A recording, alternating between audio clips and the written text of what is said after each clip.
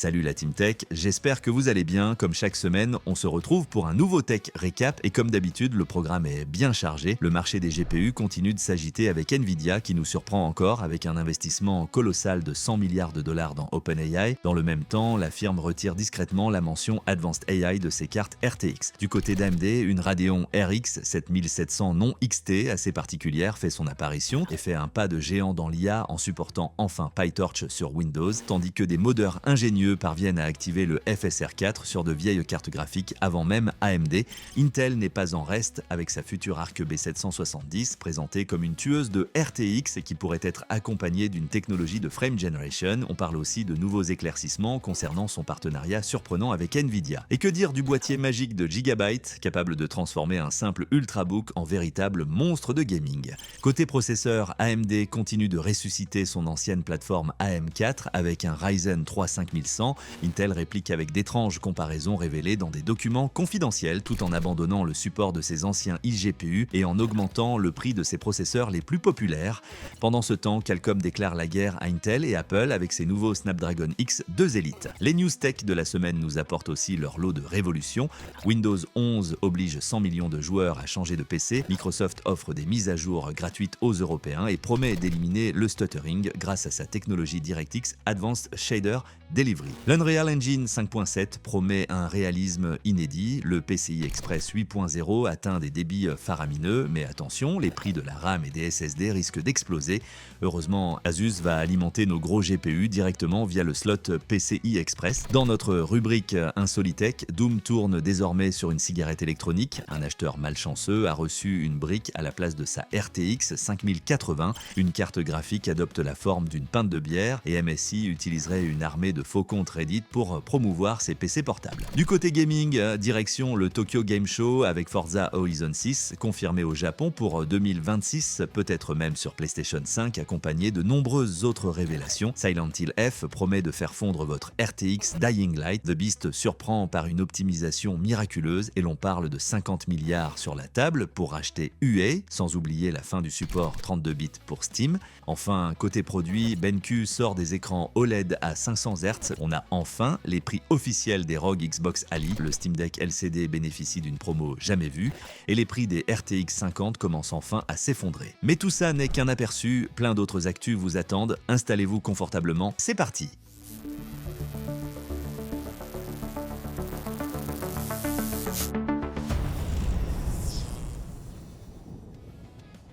Avant de plonger dans le vif du sujet, un petit rappel amical comme d'hab, si vous aimez ce que vous voyez, n'oubliez pas de lâcher un gros pouce bleu, ça aide énormément la chaîne. Et surtout, si ce n'est pas déjà fait, abonnez-vous et activez la cloche pour ne rater aucune des prochaines vidéos. Votre soutien, c'est vraiment ma plus grande motivation. Allez, on attaque direct avec les jeux gratuits de la semaine et comme toujours, c'est l'Epic Games Store qui régale avec 2 titres sympas à récupérer. On commence avec Jorel's Brother and the Most Important Game of the Galaxy. C'est un jeu d'aventure en point and click basé sur une célèbre série d'animation brésilienne. Vous incarnez le frère de Jorel, un jeune garçon de 8 ans dans une histoire interactive pleine d'humour et de mystère. Le jeu vous plonge dans des situations rocambolesques où vous devrez affronter des extraterrestres, des clowns autoritaires et même la terrible bureaucratie. C'est une expérience unique qui vous donnera l'impression de jouer à un épisode du dessin animé avec les mêmes graphismes et le même humour décalé. Le jeu propose des mini-jeux variés, de la collecte d'objets et des énigmes à résoudre. C'est une excellente occasion de découvrir un univers coloré et attachant tout en stimulant vos méninges. Si vous êtes fan de la série ou simplement amateur de jeux d'aventure originaux, ne passez pas à côté de cette offre. Et ce n'est pas tout, le deuxième jeu gratuit, c'est Eastern Exorcist. Là, on passe à un action RPG en 2 dimensions à défilement latéral qui vous plonge dans un univers de fantasy orientale. Vous y incarnez un exorciste talentueux luttant contre des forces démoniaques chaotiques. Le jeu se distingue par sa direction artistique exceptionnelle avec des graphismes entièrement peints à la main dans un style de calligraphie chinoise, créant des scènes atmosphériques et immersives. Le système de combat est tactique et exigeant, basé sur des animations image par image où vous devrez utiliser votre épée pour venir à bout de démons et de monstres redoutables. L'histoire vous emmène dans un voyage poignant, plein de joie et de tristesse, à travers la vie d'un exorciste. Les cinématiques, présentées sous la forme d'un opéra chinois, ajoutent une touche culturelle unique à l'expérience. Si vous cherchez un jeu avec une ambiance forte, un gameplay solide et une narration captivante, Eastern Exorcist est un choix parfait pour vous occuper ce week-end. Bref, ces 2 jeux sont à récupérer gratuitement sur Epic Games Store, mais attention, vous avez jusqu'au 2 octobre pour les ajouter à votre bibliothèque. Et pour finir en beauté, une excellente nouvelle pour les passionnés de simulation de vol. Microsoft a sorti par surprise la World Update 20 pour son Flight Simulator et elle est entièrement dédiée au Japon. C'est une mise à jour gratuite qui vient sublimer le pays du soleil levant avec de nouvelles villes en photogrammétrie comme Tokyo, Osaka, Kyoto, Sapporo et Hiroshima. Si vous avez le jeu, c'est un téléchargement indispensable pour redécouvrir les paysages japonais, des mégalopoles illuminées aux chaînes de volcans en passant par les temples traditionnels. C'est le moment parfait pour dépoussiérer votre joystick et survoler le mont Fuji. Après les jeux gratuits, passons aux actualités brûlantes du monde du jeu vidéo avec notre rubrique Game Actu. Et quelle meilleure façon de commencer qu'avec les révélations du Tokyo Game Show 2025. Le TGS a tenu toutes ses promesses cette année avec un focus très marqué sur les productions japonaises et Microsoft était au rendez-vous pour nous en mettre plein les yeux. Comme on en avait parlé la semaine dernière, les rumeurs allaient bon train et c'est maintenant officiel. Forza Horizon 6 nous emmènera bien au Japon. Playground Games a confirmé la nouvelle lors du Tokyo Game Show 2025 avec un teaser cinématique alléchant. On y aperçoit des clins d'œil à la culture automobile japonaise, le majestueux mont Fuji en arrière-plan et des aperçus des rues animées de Tokyo. Le jeu promet de capturer l'essence culturelle unique du Japon, de ses environnements urbains ultra-modernes à la beauté sereine de ses campagnes et montagnes. La gestion des saisons introduite dans Forza Horizon 4 sera de retour et aura un impact encore plus dramatique sur les paysages. Le jeu est prévu pour 2026 sur Xbox Series X, S et PC et arrivera plus tard sur PlayStation 5. On a vraiment hâte d'en voir plus, notamment du gameplay qui devrait être dévoilé début 2026. On quitte les routes japonaises pour s'enfoncer dans l'ombre avec le retour d'une licence légendaire. Après une longue attente, Ninja Gaiden 4 s'est montré à travers une vidéo axée sur la conception de sa difficulté. L'équipe de développement a insisté sur son intention de créer une expérience exigeante mais juste, fidèle à l'ADN de la série. On nous promet des ennemis au comportement complexe et des boss mémorables qui mettront nos réflexes à rude épreuve. Le but est de récompenser la maîtrise et la persévérance en évitant la frustration. Pas de date de sortie précise, mais les fans de challenge savent désormais que leur prochain défi se prépare activement. Et en parlant d'infiltration et d'action, un autre agent très spécial a profité du salon pour se montrer. Le préquel de l'univers James Bond 007 First Light a dévoilé un peu plus de son intrigue et de son gameplay. On a pu voir l'actrice Gemma Chan dans le rôle du docteur Céline Attin, ainsi que plusieurs gadgets iconiques comme le stylo caméra et un micro-drone. Le trailer a mis en avant des séquences d'infiltration avec une gestion dynamique de la lumière et des phases de conduite scriptées dignes des meilleures poursuites cinématographiques. Le jeu s'annonce comme une véritable plongée dans les origines de l'agent secret, même si la date de sortie reste encore secrète. Après ce voyage dans les coulisses de l'espionnage, cap sur un autre mythe vidéoludique qui refait surface avec panache. L'icône du beat'em up des années 80 revient sur le devant de la scène avec Double Dragon Revive. Prévu pour le 23 octobre 2025, ce nouvel opus modernise la formule avec un moteur 3D, des angles de caméra dynamiques et les coups emblématiques de la franchise. Arc System Works a conservé l'esthétique rétro avec des éclairages néons et des ruelles sombres, le tout accompagné d'une bande-son percutante. Le jeu sera jouable en coopération à deux, que ce soit en local ou en ligne, pour des sessions de castagne comme au bon vieux temps. Restons dans la nostalgie des classiques revisités, mais changeons radicalement d'ambiance pour se faire une petite frayeur. Préparez-vous à trembler de nouveau avec le remake intégral du classique de l'horreur de 2003, Fatal Frame 2, Crimson Butterfly, annoncé pour 2026. Cette nouvelle version conserve l'ambiance lente et oppressante qui a fait le succès de l'original. Les développeurs ont utilisé la photogrammétrie pour recréer les décors du village maudit, tout en préservant le sound design minimaliste qui glace le sang. Armé de votre seule caméra obscura, vous devrez affronter les esprits qui hantent ces lieux. Une refonte qui promet de respecter l'œuvre originale tout en la rendant plus terrifiante que jamais. Et pour finir ce tour d'horizon des remakes annoncés au TGS, on retourne vers un univers plus coloré mais tout aussi culte. Square Enix a profité du TGS pour nous présenter une zone totalement inédite de son remake HD 2D, l'Ocean Floor. Cette section sous-marine proposera une exploration unique avec des menaces aquatiques et de nouvelles ressources à découvrir. Le producteur a insisté sur l'enrichissement du monde grâce à ce style graphique si particulier qui sublime les classiques du JRPG. Le système de jeu reste fidèle aux originaux avec des combats tactiques au tour par tour tout en ajoutant des éléments de progression modernes pour pimenter l'aventure. Une belle manière de redécouvrir ces monuments du jeu de rôle. Le Tokyo Game Show nous a bien gâtés, mais l'actualité gaming ne s'est pas arrêtée là, loin de là. Silent Hill F, l'horreur d'un jeu très exigeant. Si vous comptiez vous plonger dans l'ambiance horrifique et japonisante de Silent Hill F, préparez votre configuration car le jeu est un véritable monstre de gourmandise. Pour jouer en 1080p, avec les détails graphiques poussés au maximum, il vous faudra au minimum une RTX 4060 Ti pour espérer maintenir les 60 images par seconde. Les possesseurs de RTX 3070 frôleront cette barre, tandis que chez AMD, les RX 7700 et 9060 XT s'en sortent bien. En 1440p, la marche est encore plus haute. Seule la RTX 5070 et la RX 7900 GRE parviennent à tenir le cap. Et pour la 4K, n'y pensez même pas sans upscaling, à moins de posséder une RTX 5090, seule carte capable de dépasser les 60 fps en natif. Côté VRAM, prévoyez au moins 12 Go pour les textures en haute qualité car la différence visuelle avec les réglages minimum est immense. Heureusement, tous les jeux ne sont pas des ogres et le titre suivant nous prouve qu'optimisation peut encore rimer avec super production. À l'opposé de Silent Hill F, Dying Light, The Beast est une excellente surprise en termes d'optimisation, se montrant accessible à un grand nombre de configurations en 1080p avec les détails élevés. Une simple RTX 3060 Ti suffit pour dépasser les 60 images par seconde. C'est une excellente nouvelle pour les joueurs au budget plus modeste. Plus surprenant encore, la Arc B580 d'Intel fait des merveilles sur ce titre, atteignant près de 70 fps dans les mêmes conditions, une performance à saluer. Bien sûr, les cartes plus puissantes s'envolent, mais il est rassurant de voir qu'il n'est pas nécessaire de posséder un monstre de puissance pour profiter du jeu dans de bonnes conditions. En 1440p, il faudra viser une RTX 5060 Ti ou une RX 7800 XT, ce qui reste raisonnable. Et en Ultra HD, là encore, le jeu impressionne. Avec une RTX 5080 ou une RX 7900 XTX, on peut maintenir un framerate constant autour des 60 fps avec les réglages en ultra. Les cartes de gamme inférieures comme la RTX 4070 Ti ou la RX 7900 GRE peuvent aussi s'en sortir à condition d'activer le DLSS ou FSR. Bref, une optimisation solide qui permet de profiter de The Beast même à très haute définition sans sacrifier l'expérience visuelle. Passons maintenant à un jeu qui fait beaucoup parler de lui en ce moment, avec une bonne et une mauvaise nouvelle. Commençons par la bonne nouvelle pour les joueurs sur PlayStation et Xbox. Après de nombreuses plaintes de la communauté, notamment pour des soucis de motion sickness, Gearbox a enfin intégré un curseur de champ de vision, CFOV Slider, dans la dernière mise à jour. C'était une demande forte et il est bon de voir les développeurs à l'écoute. Ce patch apporte également diverses améliorations de stabilité et de performance sur toutes les plateformes.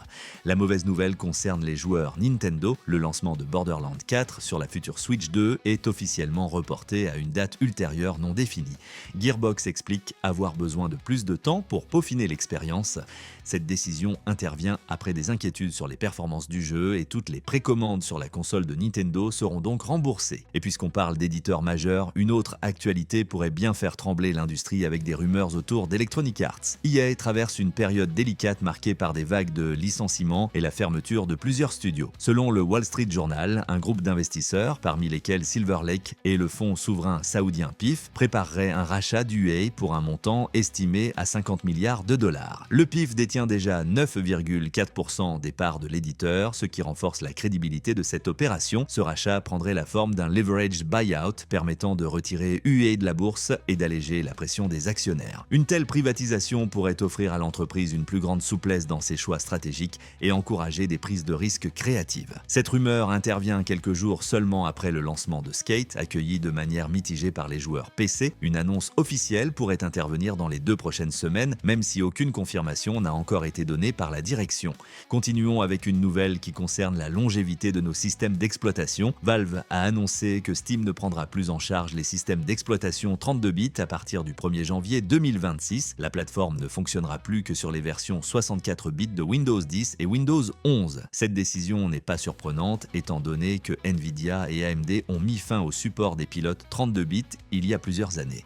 Selon Valve, seulement 0,01% des utilisateurs participant à l'enquête sur le matériel utilisent encore un système 32 bits.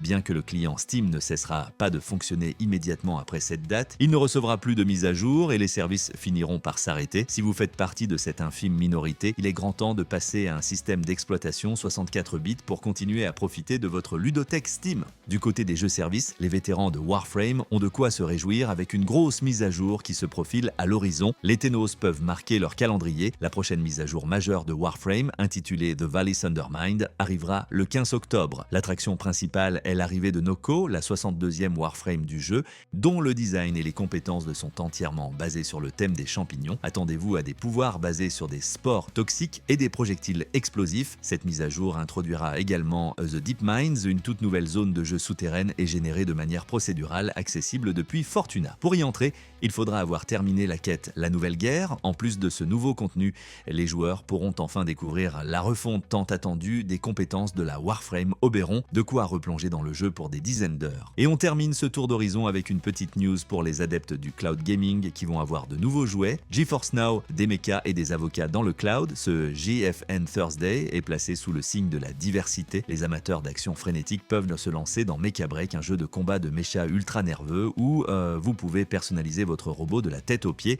L'avantage du cloud, c'est que vous pouvez plonger dans le chaos instantanément, sans installation. Et si vous préférez les joutes verbales aux explosions, GeForce Now a pensé à vous en ajoutant l'excellente trilogie Phoenix Wright. Ace Attorney, incarnez le célèbre avocat et résolvez des affaires complexes à travers des interrogatoires et des procès hauts en couleur. Plusieurs autres titres rejoignent le catalogue et Nvidia en profite pour annoncer que des jeux très attendus comme Alan Wake 2 et Stalker 2 seront compatibles avec la puissance des RTX 5080 dans le cloud dès leur sortie. On passe maintenant à notre section Insolitech où l'on découvre les histoires les plus surprenantes et décalées de la semaine. On commence avec un classique indémodable, faire tourner Doom sur des appareils improbables. On pensait avoir tout vu avec Doom sur une tondeuse, un test de grossesse ou même un bloc d'alimentation, mais cette semaine, des modeurs ont encore repoussé les limites de l'imaginable. Un utilisateur de Reddit a réussi à faire tourner le jeu nativement sur une calculatrice scientifique Casio. Ce n'est pas une première, mais ça reste une prouesse technique impressionnante qui transforme un simple outil de calcul en console de jeu rétro. Mais le plus fou, c'est sans doute de voir Doom tourner sur une cigarette électronique. Un modeur a réussi à activer le partage d'écran sur sa vape Aspire Pixo pour y afficher le gameplay du jeu. L'appareil est étonnamment bien équipé avec une puce ARM, 64 kilo-octets de RAM et un écran LCD. Le développeur a même créé un outil pour faciliter le streaming. Même si le jeu ne tourne pas nativement sur la e-cigarette, l'exploit est là. Cela prouve une fois de plus que si un appareil a un écran, quelqu'un, quelque part, essaiera d'y faire tourner Doom. On continue avec une histoire qui va faire grincer des dents les acheteurs en ligne. Un utilisateur de Reddit a partagé sa mésaventure en commandant une GeForce RTX 5080 sur Amazon. Il a reçu une brique. Oui, vous avez bien entendu, une brique à la place d'une carte graphique haut de gamme. On plaisante souvent sur la taille des cartes graphiques modernes en les comparant à des briques, mais là, des escrocs ont pris l'expression au pied de la lettre. Le stratagème est simple, ils achètent une carte graphique, la remplacent par une brique de poids équivalent dans la boîte et la renvoient. Les systèmes de retour automatisés ne détectent pas la supercherie et un autre client se retrouve avec un joli parpaing. Cette histoire, bien que malheureuse, nous rappelle l'importance de toujours filmer le déballage des articles coûteux achetés en ligne. Un petit geste qui peut vous éviter bien des ennuis et vous fournir une preuve en cas de litige. Et comme l'ont souligné avec humour certains internautes, il s'agit peut-être de la nouvelle Foundation Edition de Nvidia. On ajoute une petite touche de marketing original avec la marque Palette, connue pour ses cartes graphiques, qui a célébré l'Oktoberfest d'une manière très spéciale. Ils ont publié une image générée par une intelligence artificielle d'une carte graphique qui ressemble à une pinte de bière avec de la mousse qui déborde. C'est lié à leur programme Maker, qui permet aux utilisateurs d'imprimer en 3D des pièces personnalisées pour leurs cartes. On termine avec une histoire qui concerne la communauté des joueurs sur Reddit. Les modérateurs du subreddit Gaming Laptops ont tiré la sonnette d'alarme concernant une augmentation des publications marketing coordonnées de la part de MSI. Ils ont remarqué que les fils de discussion de recommandations étaient inondés de commentaires faisant la promotion de la marque avec des messages quasi identiques postés par de multiples comptes. Ces publications, souvent rédigées dans un style répétitif, manquent de la profondeur et de l'authenticité, des véritables recommandations d'utilisateurs. Les modérateurs soupçonnent un mélange de bots et de personnes payées pour poster ces commentaires. Le problème est accentué par la montée en puissance des spams générés par l'intelligence artificielle qui sont de plus en plus difficiles à distinguer des vrais messages.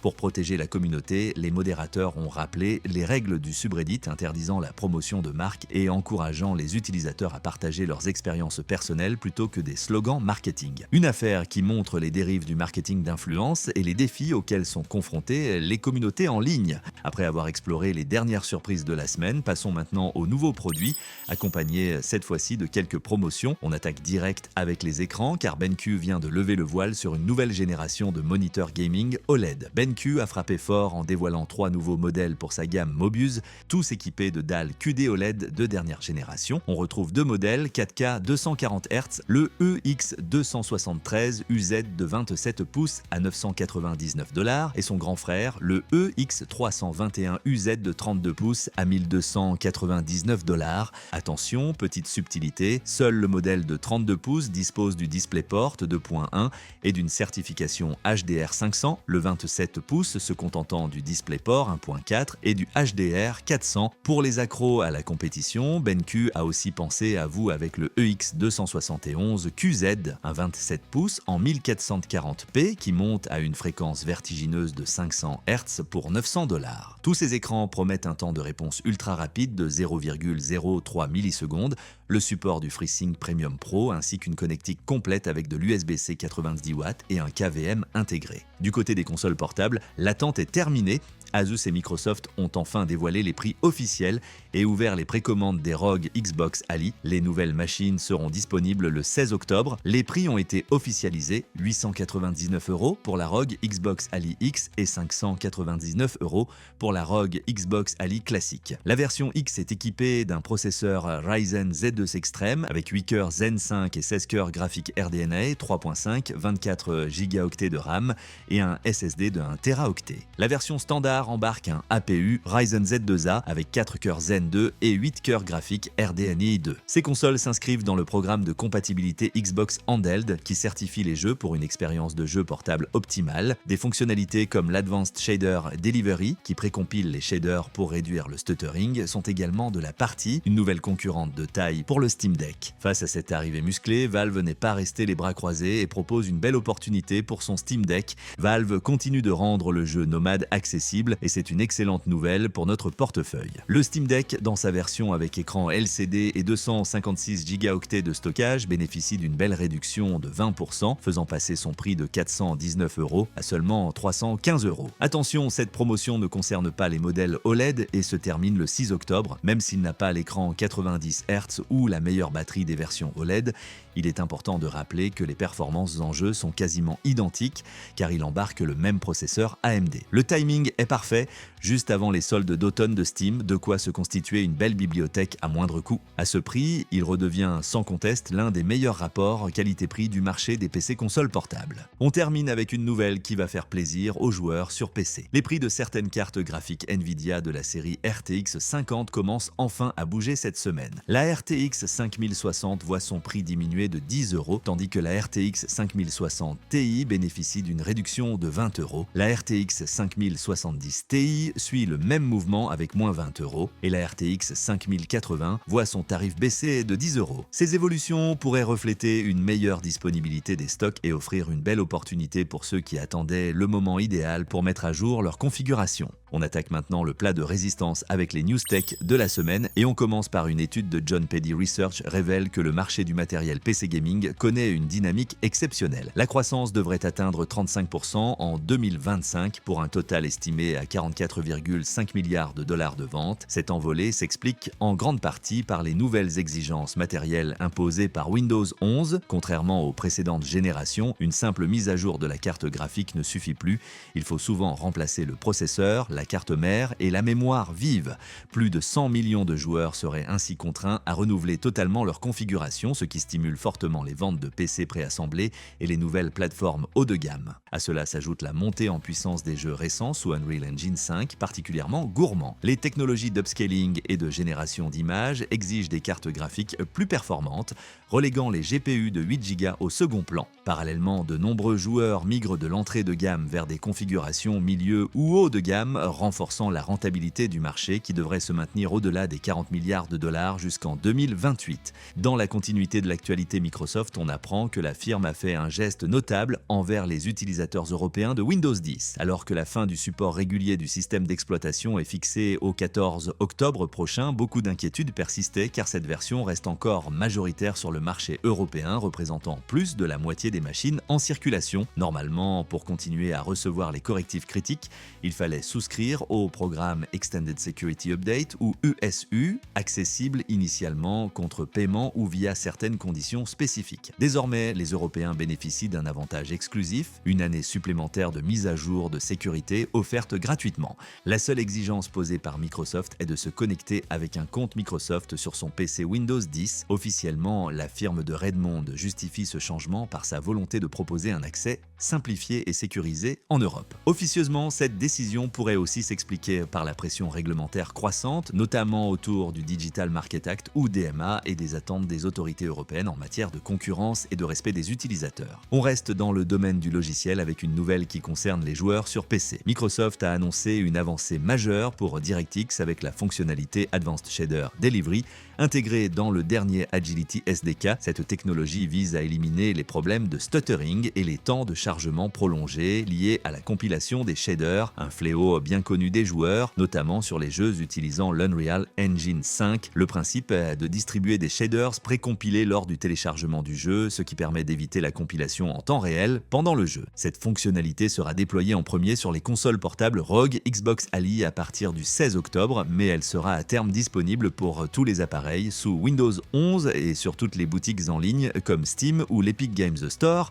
C'est une excellente nouvelle qui promet une expérience de jeu plus fluide et plus agréable sur PC. Dans la même logique d'amélioration pour les développeurs et les créateurs, Epic Games Unreal Engine a dévoilé la preview de sa version 5.7. Cette nouvelle version apporte de nombreuses améliorations, notamment la version de production du Procedural Content Generation Framework. Cet outil permet de générer du contenu de manière procédurale, ce qui facilite grandement la création de vastes environnements. Les performances du PCG ont été quasiment doublées par rapport à la version 5.5. Un nouvel éditeur de végétation procédurale a également été introduit en tant que plugin expérimental permettant de créer et de personnaliser du feuillage compatible avec Nanite directement dans l'éditeur. Nanite Foliage, une nouvelle technologie pour le rendu de végétation dense et détaillée, est également disponible en version expérimentale. D'autres améliorations concernent l'éclairage avec Megalights, les matériaux avec Substrate, l'animation, le rigging et les MetaHumans. C'est une mise à jour majeure qui va donner encore plus d'outils aux développeurs pour créer des mondes toujours plus riches et immersifs.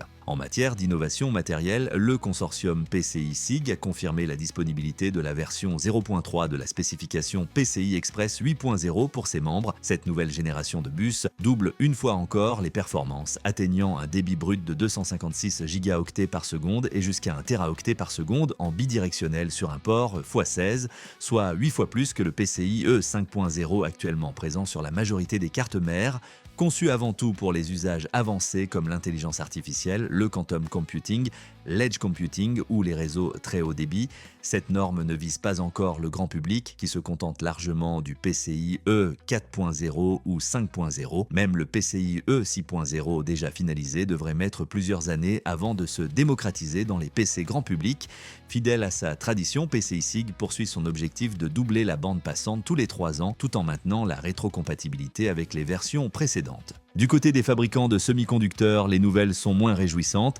Selon le média coréen News Daily, Samsung Electronics a confirmé avoir relevé ses prix contractuels pour la DRAM de 15 à 30% et pour la mémoire Flash NAND de 5 à 10%, une décision motivée par un déséquilibre croissant entre l'offre et la demande. L'entreprise a informé ses principaux clients avant les négociations du 4e trimestre dans un contexte où les anciennes générations de puces sont progressivement réduites alors que la demande explose, notamment du côté des opérateurs cloud hyperscale et des fabricants d'appareils cherchant à livrer des PC dotés d'intelligence artificielle et de nouveaux smartphones haut de gamme. Cette hausse ne concerne pas uniquement Samsung, ses concurrents comme SK Hynix et Micron ont également signalé des ajustements similaires.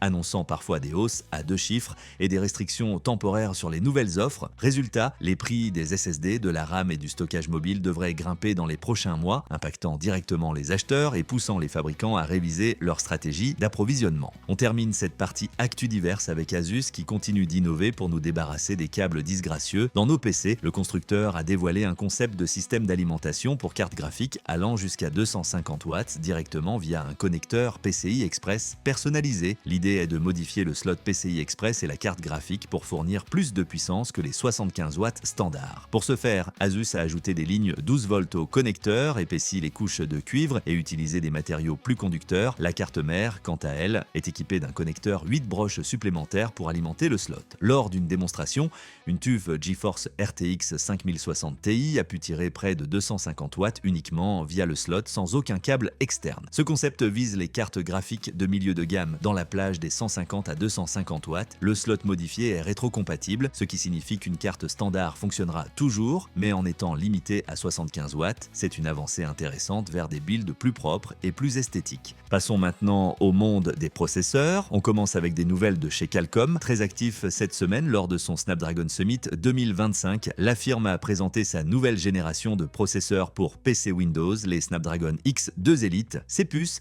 gravées en 3 nanomètres, embarquent la 3e génération de cœur Orion. Le modèle le plus puissant, le X2 Elite Extreme, dispose de 18 cœurs avec des fréquences pouvant atteindre 5 GHz en boost. Qualcomm promet des performances CPU jusqu'à 75% plus rapides que les puces x86 concurrentes à la même consommation. La partie graphique est assurée par le nouvel Adreno X290 qui offre des performances par watt 2,3 fois supérieures à la génération précédente. L'IA est également à l'honneur avec un NPU Hexagon de 80 TOPS. Qualcomm a également présenté des concepts de mini PC ultra fins et sans ventilateur utilisant la technologie de refroidissement AirJet de Frore Systems. Ces appareils, à peine plus épais qu'une pile de CD, pourraient arriver sur le marché en 2026. Sur le front des smartphones, Qualcomm a aussi levé le voile sur son nouveau fleuron, le Snapdragon 8 Elite Gen 5. Les premiers benchmarks qui ont fuité, réalisés sur un prototype de OnePlus 15, sont très impressionnants. La puce semble tenir tête, voire dépasser l'A19 Pro d'Apple dans les jeux, tout en étant plus économe en énergie. Du côté d'Intel, des documents marketing internes ont fuité, révélant la stratégie d'Intel pour positionner ses processeurs de bureau Arrow Lake face au Ryzen 9000 d'AMD. Intel met en avant le rapport performance-prix de ses puces, notamment en jeu. Par exemple, le Core Ultra 7 265K est présenté comme offrant une meilleure valeur que le Ryzen 7 9700X. Intel compare également son Core Ultra 9 285K au Ryzen 9 9950X 3D, affirmant que son processeur est parfois au même niveau,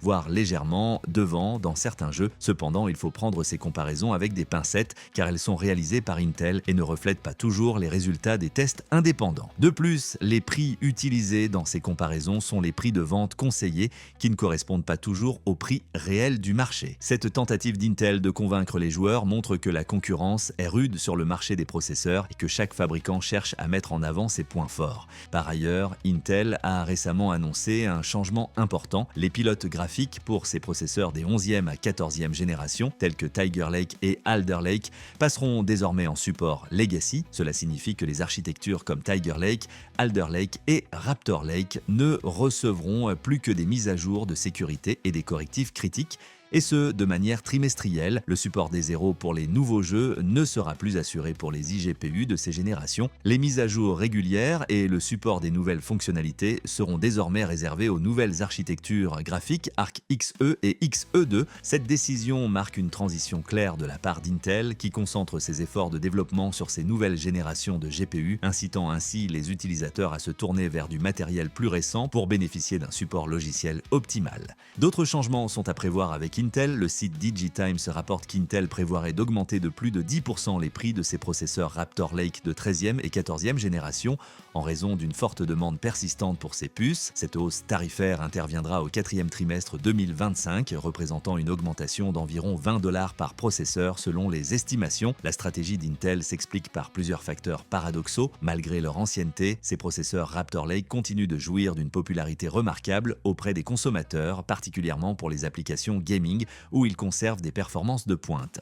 Parallèlement, les nouveaux processeurs équipés d'IA ne rencontrent pas le succès escompté, les IPC ne constituant pas le premier choix des consommateurs. Cette situation crée une pénurie relative des anciennes puces face à leurs demandes soutenues, tandis que les nouvelles générations Arrow Lake, Lunar Lake et Meteor Lake peinent à convaincre le marché. Cette hausse s'ajoute aux augmentations déjà observées sur la mémoire des RAM, accentuant la pression sur l'ensemble du secteur PC. On passe maintenant à AMD qui continue de surprendre avec son socket AM4. Un nouveau processeur, le Ryzen 3 5100, a été repéré sur une plateforme de vente en ligne chinoise.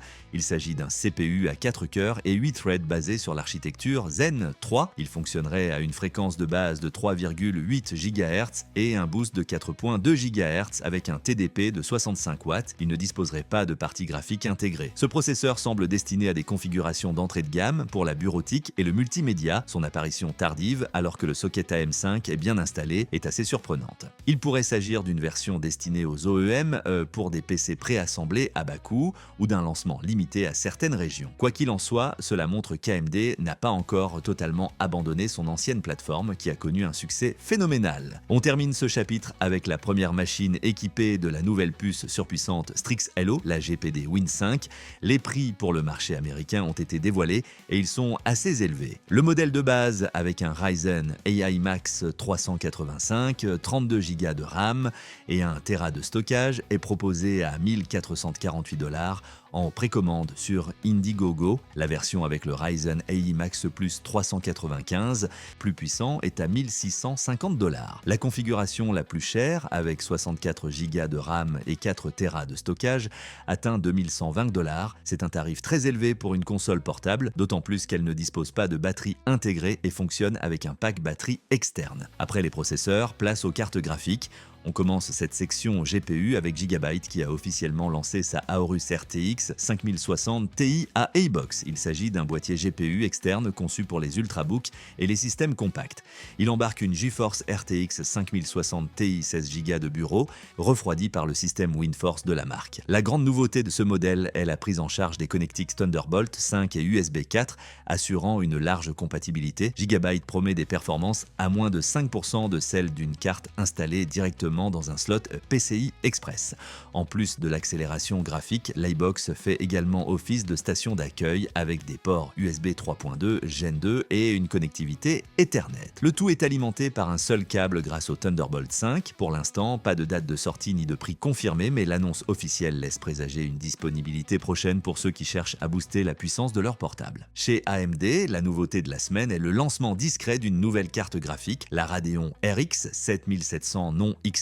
C'est un modèle un peu hybride, elle a moins de cœurs que la 7700 XT 2560 contre 3456 cœurs, mais elle embarque 16 Go de GDDR6 sur un bus 256 bits comme la 7800 XT contre 12 Go sur un bus 192 bits pour la 7700 XT. Cela lui donne une bande passante mémoire supérieure. Les premiers benchmarks la placent logiquement en dessous de la 7700 XT. C'est une carte qui vise probablement les intégrateurs et les OEM. Cette nouvelle venue de la famille RDNA 3 utilise une puce Navi 32 avec 28,1 milliards de transistors, intégrant 40 unités de calcul RDNA 3, 160 unités de texture et 96 unités de rendu. Sa mémoire, cadencée à 19,5 gigabits par seconde, offre une bande passante identique à la RX 7800 XT de 624 gigabits par seconde, un avantage considérable par rapport aux 432 gigabits par seconde de la 7700 XT. Les performances révèlent un écart de 16 à 19% en défaveur de la RX 7700 par rapport à sa variante XT, selon les tests AMD sur des titres comme Resident Evil 4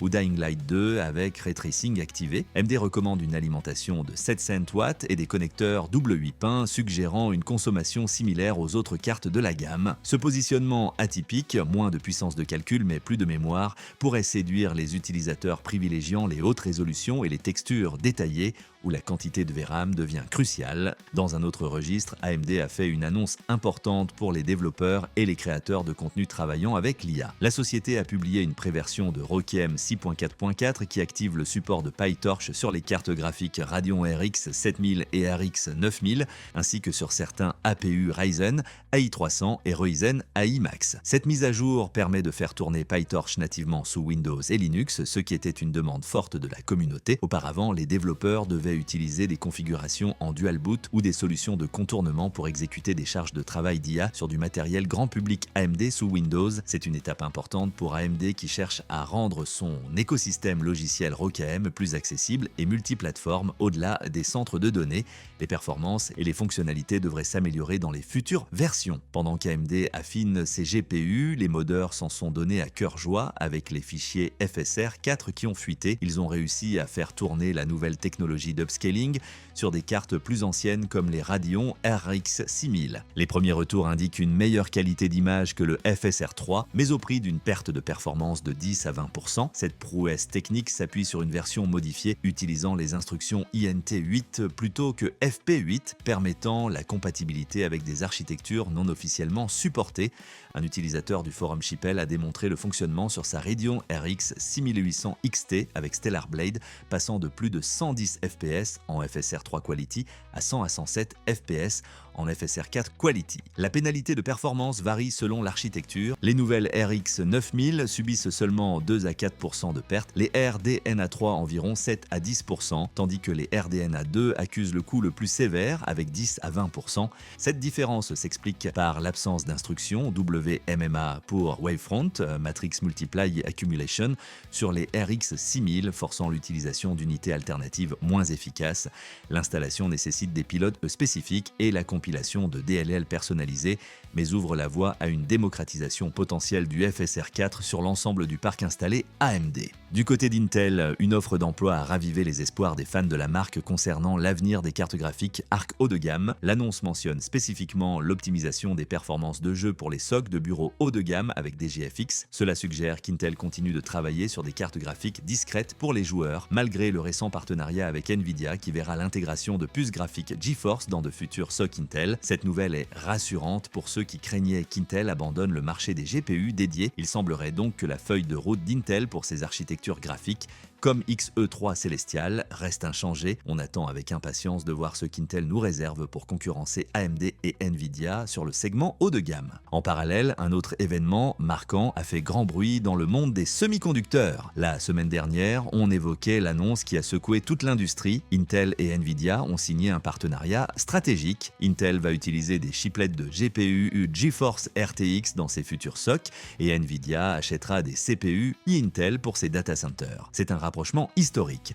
Le premier produit concret sera une puce, pour l'instant nommée GB10, qui combinera des cœurs x86 d'Intel avec un GPU Nvidia. Cela soulève d'énormes questions sur l'avenir de la division graphique Arc d'Intel. Pour dissiper les doutes et rassurer les investisseurs, Intel a publié un communiqué affirmant que cette collaboration était complémentaire à leur feuille de route et qu'ils continueraient à développer leur propre GPU. Nvidia a fait de même concernant son partenariat avec ARM, précisant qu'il continuerait à développer des processeurs ARM pour d'autres marchés comme la robotique ou l'automobile. Ce deal a été précédé d'un investissement de 5 milliards de dollars de Nvidia en actions Intel. Pour beaucoup d'analystes, l'objectif est clair pour Nvidia, diversifier sa production et réduire sa dépendance à TSMC en produisant certaines puces directement dans les usines d'Intel. C'est un bouleversement majeur qui redessine les alliances dans le monde des semi-conducteurs. Toujours chez Intel, des rumeurs persistantes font état de l'arrivée prochaine d'une Arc B770 basée sur l'architecture Battlemage avec une configuration BMGG31 qui aurait été aperçue avec 16 gigaoctets de VRAM et sur le plan logiciel, des références à une technologie de multiframe génération pour l'XeSS ont été découvertes. Ce serait l'équivalent du Frame Generation de Nvidia. Cette découverte provient de logs de démarrage analysés par Tomasz Gawroński révélant l'idée de périphérique E221 associé au GPU BMGG31 avec 16 384 mégaoctets de mémoire. Cette configuration s'inscrit logiquement dans la gamme Battlemage. Les B570 et B580 proposent respectivement 10 et 12 Go sur des bus 160 bits et 192 bits. La future B770 monterait donc à 16 Go sur un bus 256 bits.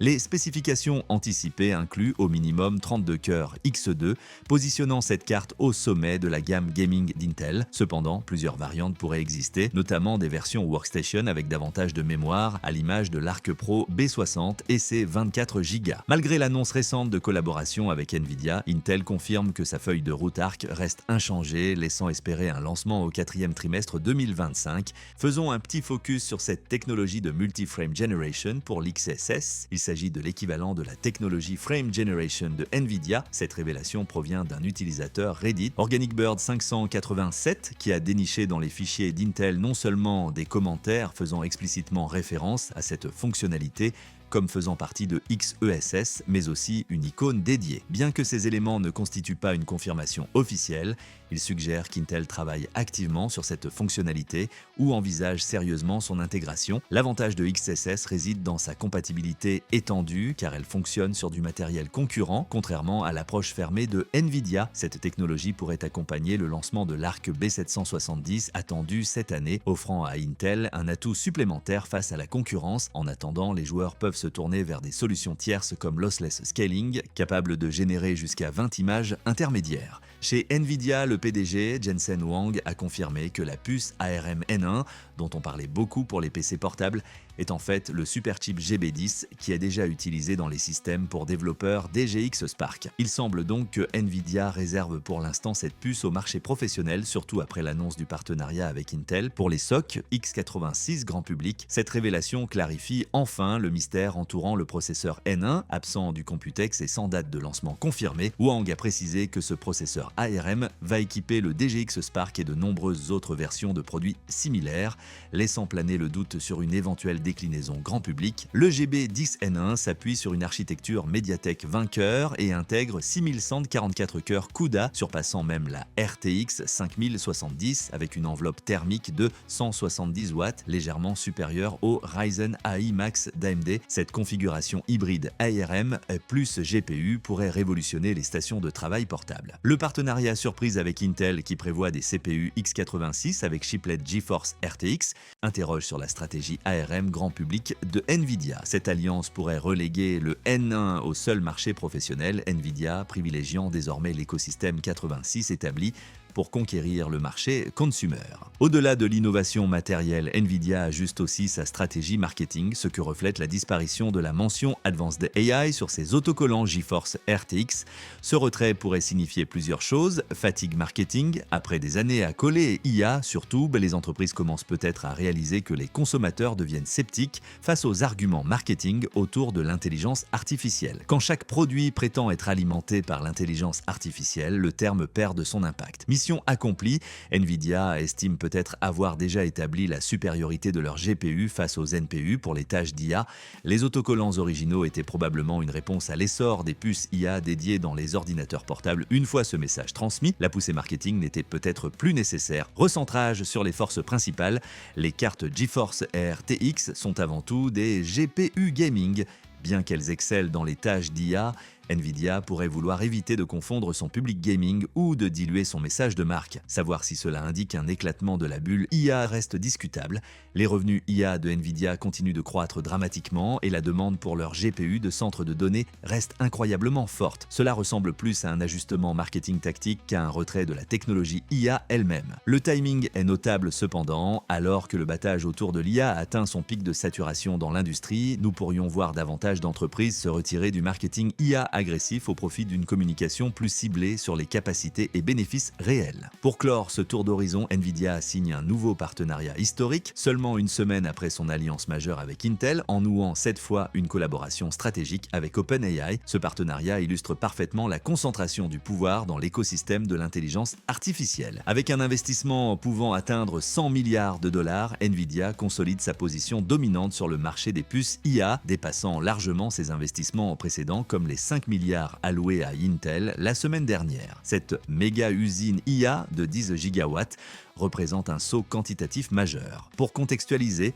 cette consommation électrique équivaut à celle de pays entiers, soulignant l'ampleur énergétique que prend l'intelligence artificielle moderne. Les millions de GPU Vera Rubin déployés dès 2026 visent à supporter la croissance exponentielle d'OpenAI qui compte déjà 700 millions d'utilisateurs actifs hebdomadaires. La déclaration de Jensen Huang sur l'intelligence artificielle souveraine révèle une dimension géopolitique cruciale en comparant l'IA à des infrastructures essentielles. essentielles comme l'eau ou l'électricité et en affirmant, je cite, « Personne n'a besoin de bombes atomiques, tout le monde a besoin d'IA ». Le PDG de Nvidia positionne son entreprise comme un acteur géostratégique incontournable. Cette annonce contraste avec le retrait récent des mentions Advanced AI sur les stickers GeForce RTX. Tandis que Nvidia modère son marketing grand public, l'entreprise investit massivement dans l'infrastructure IA Enterprise. Cette stratégie révèle une maturité du marché, fini le battage marketing superficiel, place aux investissements colossaux dans les capacités réelles. Le timing de ces annonces démontre la stratégie d'expansion tous azimuts de Nvidia qui sécurise simultanément sa chaîne d'approvisionnement et ses débouchés futurs. Et voilà, c'est tout pour ce Tech Recap, une semaine encore bien remplie avec des annonces majeures qui dessinent le futur de la tech, que ce soit dans l'IA, les processeurs, les cartes graphiques ou encore le jeu vidéo. J'espère que ce récapitulatif vous a plu et vous a permis de rester à la pointe de l'actualité. N'hésitez pas à me dire dans les commentaires quelle est la news qui vous a le plus marqué cette semaine. Votre avis est super important pour moi. Si vous avez aimé la vidéo, un petit like fait toujours plaisir et m'encourage à continuer. Et bien sûr, si vous ne voulez rien manquer des prochaines actualités, abonnez-vous à la chaîne et activez la cloche. On se donne rendez-vous la semaine prochaine pour un nouvel épisode de Tech Recap. D'ici là, portez-vous bien. Salut!